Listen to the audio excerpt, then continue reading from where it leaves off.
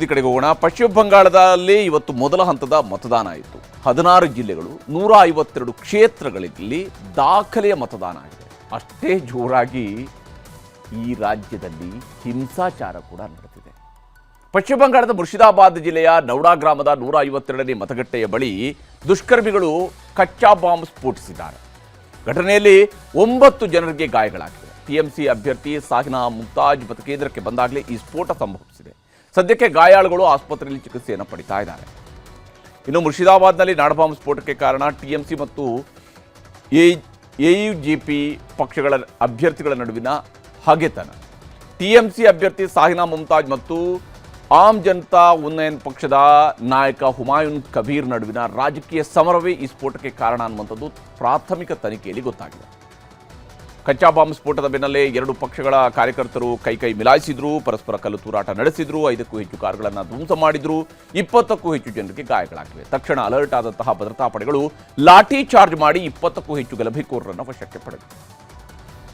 ಇನ್ನು ಓಡಿ ಹೋಗ್ತಿರುವ ಈ ವ್ಯಕ್ತಿ ದಕ್ಷಿಣ ದಿನಾಜ್ಪುರದ ಬಿಜೆಪಿ ಅಭ್ಯರ್ಥಿ. ಮತಗಟ್ಟೆಯ ಬಳಿಯಲ್ಲಿ ಟಿಎಂಸಿ ಕಾರ್ಯಕರ್ತರು ಗಲಾಟೆ ಮಾಡ್ತಾ ಇದ್ರು ಅಂತ ಸ್ಥಳಕ್ಕೆ ಬಂದರು.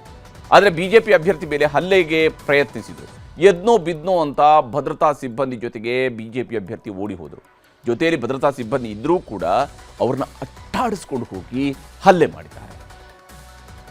ಇನ್ನು ಅಸನ್ಸೋಲ್ ದಕ್ಷಿಣ ವಿಧಾನಸಭಾ ಕ್ಷೇತ್ರದಲ್ಲಿ ಬಿಜೆಪಿ ಅಭ್ಯರ್ಥಿ ಅಗ್ನಿಮಿತ್ರ ಪಾಲ್ ಅವರ ಕಾರಿನ ಮೇಲೆ ದಾಳಿ ನಡೆಸಲಾಗಿದೆ. ಇಟ್ಟಿಗೆಗಳು ಮತ್ತು ಕಲ್ಲುಗಳನ್ನು ಎಸೆದು ಕಿಟಕಿ ಗಾಜುಗಳನ್ನು ಪುಡಿ ಮಾಡಿದ್ದಾರೆ. ಮತ್ತು ವಿಶೇಷವಾಗಿ ಟಿಎಂಸಿ ಅವರದ್ದೇ ಕೈವಾಡ ಅನ್ನುವಂಥದ್ದು ಅಗ್ನಿಮಿತ್ರ ಪಾಲ್ ಅವರು ಮಾಡಿರುವಂತಹ ನೇರ ಆರೋಪ. ಗೋರಾಮಹಲ್ನ 234ನೇ ಬೂತ್ ಪರಿಶೀಲನೆಗೆ ಟಿಎಂಸಿ ಅಭ್ಯರ್ಥಿ ಚಂದನ್ ಮಂಡಲ್ ಅವರು ಬಂದಿದ್ದರು. ಆದರೆ ಮತಗಟ್ಟೆಯಲ್ಲಿ ಕಳ್ಳ ಓಟು ಹಾಕಿಸೋದಕ್ಕೆ ಬಂದಿದ್ದಾರೆ ಅಂತ ಬಿಜೆಪಿಯವರು ಗಲಾಟೆ ಮಾಡಿದರು. ಕೊನೆಗೆ ಅಕ್ಕಪಕ್ಕದ ಹಳ್ಳಿಯವರು ಕೂಡ ಸೇರಿಕೊಂಡರು. ಪರಿಸ್ಥಿತಿ ಕೈ ಮೀರ್ತಾ ಇದ್ದಂತೆ ಟಿಎಂಸಿ ನಾಯಕ ಚಂದನ್ ಬೈಕ್ ಹತ್ತಿ ಹೋಗ್ತಿದ್ದಾಗ ಜನ ಥಳಿಸಿರುವಂತಹ ಘಟನೆಯೂ ಕೂಡ ಇಲ್ಲೂ ನಡೆದಿದೆ. ಟಿಎಂಸಿ ಅಭ್ಯರ್ಥಿಗೂ ಕೂಡ ಹೊಡೆದಿದ್ದಾರೆ. ಇನ್ನು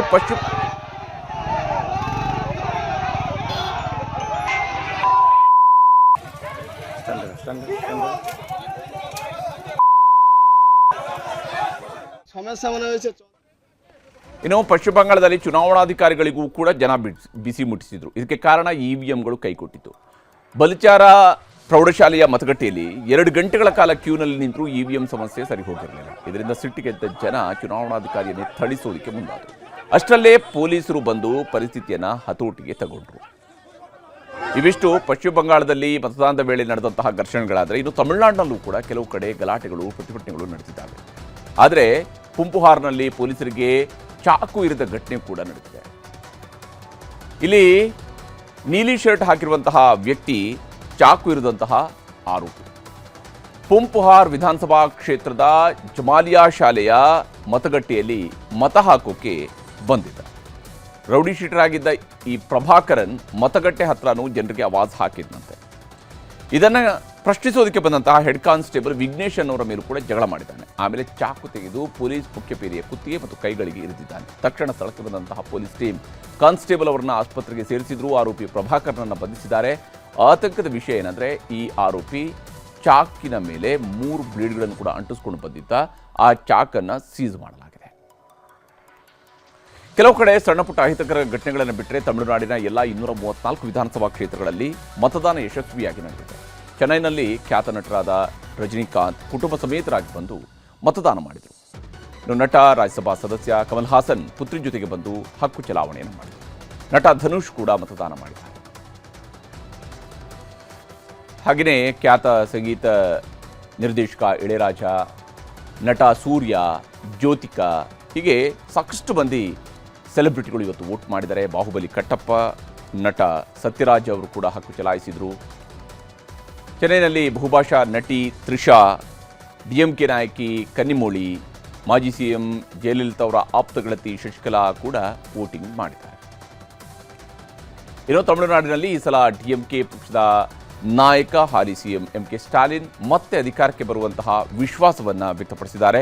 ಬಿಜೆಪಿ ಜೊತೆಗೆ ಮೈತ್ರಿ ಮಾಡಿಕೊಂಡಿರುವ ಅಣ್ಣಾ ಡಿಎಂಕೆ ನಾಯಕ ಎಡಪ್ಪಾಡಿ ಪಳನಿಸ್ವಾಮಿ ಕೂಡ ಈ ಬಾರಿ ನಾವೇ ಸರ್ಕಾರ ನಡೆಸ್ತೀವಿ ಅನ್ನುವಂಥ ವಿಶ್ವಾಸವನ್ನು ಹೊಂದಿದ್ದಾರೆ.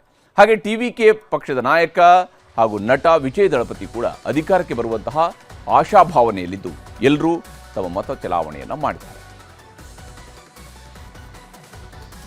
ಇನ್ನು ಮತಪಟ್ಟಿ ಪರಿಷ್ಕರಣೆಯ ಬಳಿಕ ನಡೆದಂತಹ ಈ ಚುನಾವಣೆಯಲ್ಲಿ ಎರಡು ರಾಜ್ಯಗಳಲ್ಲೂ ಕೂಡ ದಾಖಲೆಯ ಮತದಾನ ನಡೆದಿದೆ. ಅದರಲ್ಲೂ ತಮಿಳುನಾಡಿನಲ್ಲಿ 1977ನೇ ವರ್ಷದಿಂದ ಇದುವರೆಗೂ ದಾಖಲೆಯ ಮತದಾನ ಇವತ್ತು ನಡೆದಿದೆ.